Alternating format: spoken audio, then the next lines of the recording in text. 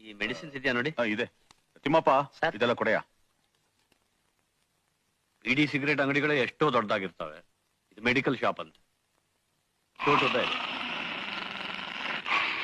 ಅಂಗಡಿ ಸ್ವಲ್ಪ ವಿಶಾಲವಾಗಿದ್ರೆ ತಾನೇ ಜನರಿಗೆ ಬರ್ಬೇಕು ಅಂತ ಅನ್ಸೋದು. ಇಲ್ಲಿ ಬೇರೆ ಗಿರಾಕಿನ ಕಾಣಿಸ್ತಾ ಇಲ್ಲ. ನಾನು ಒಬ್ನೇ ಬೆಳಿಗ್ಗೆ ನಾನು ಇಲ್ಗೆ ಬರ್ಬೇಕಾಯ್ತೆ. ದೇವರೇ ಕಾಪಾಡ್ಬೇಕು.